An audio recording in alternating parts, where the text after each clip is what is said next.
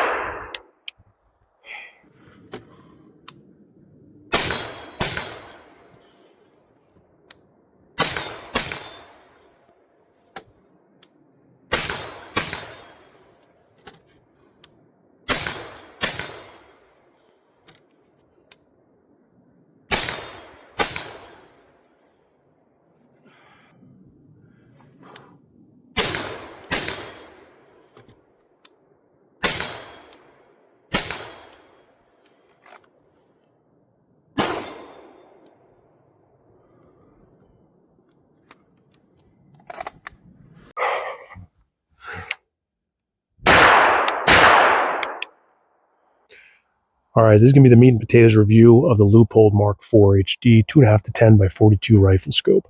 So I'm going to try to keep this one pretty simple. I'm not going to get lost in the weeds on the tech specs. If you guys want to see that sort of thing, check out the website or check out somebody's review. It's going to get a little more lost in the weeds.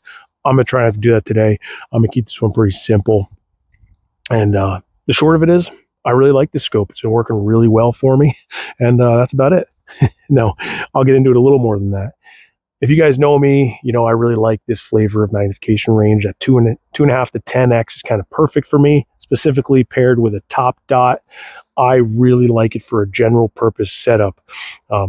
Your miles may vary. You may be into different optics for what you choose to do with your rifles. That's okay. My perspective is I really like this style, that 2.5 to 10 range. For me, where I live, what I do, I really like it. And Leupold did a really great job with this one, with a few things I would tweak because you can't have everything perfect, but that's okay. And we'll get into that. And I'm just going to start with no particular order. The turrets on this, they're great. If you guys know anything about the Leupolds, they're known for their nice button locking turrets. They're mill increment turrets, like it's perfect. It's modern, makes sense. Having the ability to have a locking turret is great.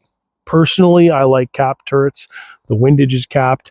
I really like capped turrets because I know they're just simple, rugged. I don't have to worry about it as much, and they're just going to be able to take a beating a little bit more. And when I need to, I can take the cap off and I can dial. I specifically like that they did that with the windage. I don't see the point of having exposed windage turrets on scopes anymore. It just doesn't make sense. Most people aren't dialing for wind, except for when they're zeroing. And then you just can cover it up with the cap and not worry about it. It's a lot more durable this way. I like having them capped. I personally like capped elevation turrets as well for this style of optic, but the locking turret's the next best thing. And it is honestly what most people are going to like in a rifle scope, because it does allow you to dial for distance pretty easily. And then all you have to do is spin it back and it's locked. This one's cool. It allows you to go down 0.5 mil, which is cool. Depending on what you're doing, that's a good feature to have. And the turrets are pretty easy to zero, just 2 Allen screws. If you've ever zeroed or slipped a turret to re-zero, pretty self-explanatory. It's kind of proven. It works well. The turrets are great. These are kind of the same turrets, I'm assuming. I'm not sure about the internals, but they appear to be the same as the ones on their Mark V HD, which is the big brother of the scope. That scope's kind of pricey. So that's why I like this one. It's in a price point that it's still up there, but it's not going to break the bank. It doesn't feel like, you know, I'm going to go broke over buying a rifle scope.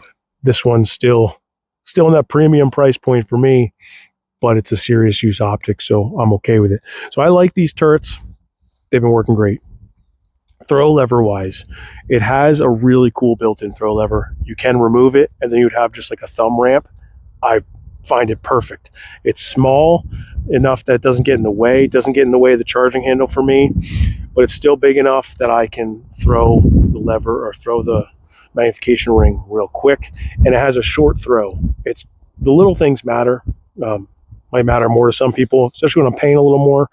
These little things definitely matter. But it's a short throw. I don't know exactly what the degree is, but it works really great. It's smooth. I've had zero issues with it. Really like the throw lever. The Illumination, I'll turn this for you guys so you can see a little better. Illumination has been working great for what it is. I don't typically run Illumination on a scope like this unless it's like dusk or dawn, and it works fine for that. It's lacking in the brightness if that's something you're concerned about. For me, I'm not. I like that it's there. I don't use it too often, but if I need it, it's there. And I'm only going to be using Illumination on the scope. And again, those dusk or dawn purposes, if I'm out hunting or something like that. If I need Illumination or illuminated reticle, I'm probably going to use the top dot for most things. So I already have the dot on. So Illumination for me is cool on this, but it's not a need. And I like that it's just a simple push button. That might be something that people kind of gripe about. I like it because it keeps the Illumination like knob or control real small and sleek. It's not sticking out like a giant exposed like turret is. It's pretty simple. Now, something that guys are going to gripe about is the fact that it does not have side focus or side parallax adjustment. And that was a concern of mine initially, because one of the purposes of going up to like a 2.5 to 10 optic over like a 1 to 10 is the ability to have that side focus. So most people are looking for that as a feature set. And I was a little concerned originally until I saw the CDoes review on this. So CDoes, it's C_DOES. If you're looking to get a new rifle scope, check him out. He does a really good job of reviewing rifle scopes. It's who I usually go to if I'm looking to get something. I see if he's done a review on it first. And he did a review on this optic and sold me on it because he was a little bit concerned, or people were concerned about this, the fact that it didn't have that focus. And through his testing, he found it was a non-issue. Something that Leupold did with the internals, or something with the glass, or whatever they did, it's almost like black magic. He didn't find a reason or find a need for it, and I can honestly say I haven't either. I have not felt that I need that side focus on this specific rifle scope. It's been working great, and I actually like the fact that it's one less thing I need to worry about. For my general use, like shooting, it's one less knob I got to worry about being in the right spots. One less thing I got to worry about, spinning on its own and being at a weird setting. And I go to use the rifle, and it's like I set it somewhere that makes it kind of hard to use. Like, sounds silly, but I like it not being there because it just makes the optic that much more simple. And whatever they did to the internals or to the glass, and the glass is awesome on this, I'll kind of leave it at that. The glass is great. But I haven't felt like I need that side focus. It just seems to work. Your miles may vary. I know we all have different eyes, so we may see things a little differently, but I actually like that they made it this way, because it's just that, like I said, one less thing I got to worry about. But if you're concerned about that, see if you have a buddy that has one, or go to a gun shop, see if you can play with it. See if you could even go outside. They can, walk with you outside so you can see it in a real environment and actually be able to test it at distance, looking through it and see. But I haven't had an issue with it. So your miles may vary, like I said. Anyway, what else? Size-wise, 30 millimeter tube. I really like 30 millimeter scopes because I'm already heavily invested in 30 millimeter mounts. So that works for me. And I feel like it keeps a little bit of the weight and size down, as opposed to going with a 34 or 35 millimeter main tube. I like 30 millimeter tubes personally, just as a preference thing.